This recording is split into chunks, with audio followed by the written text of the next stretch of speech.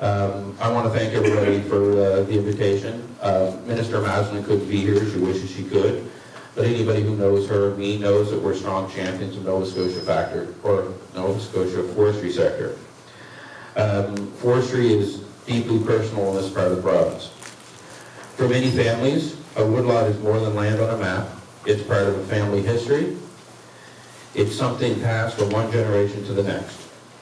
It represents hard work, pride, and a long-term commitment for caring for the land. That connection is what makes gatherings like this so important. This room is full of people who understand the forest, are both an economic resource and a responsibility. You know the value for making decisions, not just for this year, but for 20, 40, and 100 years. That long view matters more than ever.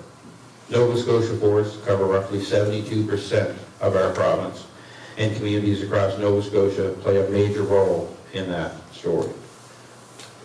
The woodlots, roads, contractors, truckers, mills, and family businesses across the region are essential to keeping rural communities strong.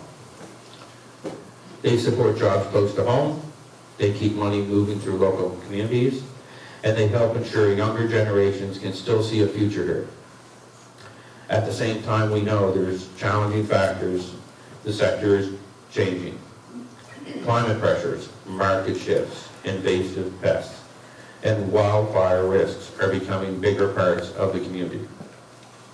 That's why the role of woodlot owners have never been more important. You're here on the front lines of sustainable forest management. Your work supports biodiversity, wildlife habitat, and climate resilience. It helps ensure our forests remain healthy, productive, and safe. We saw just how important the work is during the last year's wildfire season. The dry conditions affected communities right across the province, including many rural areas, where forestry roads and access routes became critical to emergency response. As always, the forestry sector has stepped up in every way. Contractors adjusted schedules to reduce fire risks, crews helped build fire breaks, and dozers guards. And woodlot owners worked along emergency crews to protect nearby homes, roads, and communities. That partnership between government and landowners and industry made a real difference. It showed what's possible when everyone pulls together in the same direction. And that same approach is shaping how we support the sector today. We're making targeted investments into strengthening forestry from the ground up. That includes tripling the gas tax road access program to $2.5 million to improve access of private woodlot owners and make operations safer and more efficient. We're also investing $8 million per year over the next 3 years of support for low-grade fiber. And I'll just point out, if you have any questions about that, ask Sean. Sean's the expert, not me. Thank God I met him on the way here to let me know who to point him to. That helps create markets for material that might otherwise go unused, while reducing fuel loads and wildfire risks. We're continuing to invest in forest management through equipment, planning, and people, including conservation officers, wildlife response capacity, and partnerships that help protect communities and forests alike. At the same time, we're working to grow demand. We're supporting the use of Nova Scotia wood in public construction projects.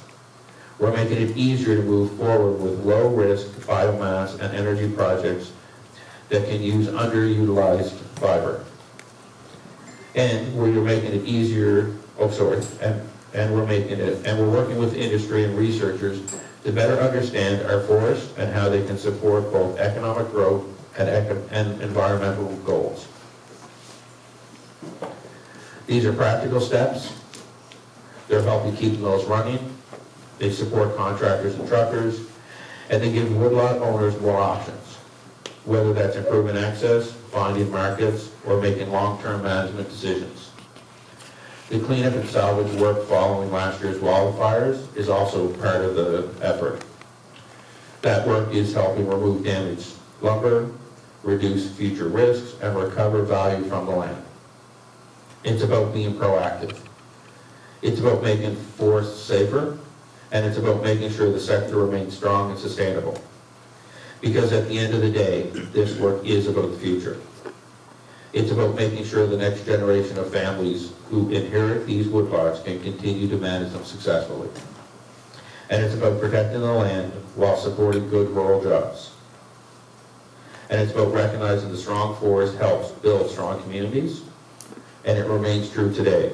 So thank you. Thank you for your stewardship. Thank you for the work you do in your communities.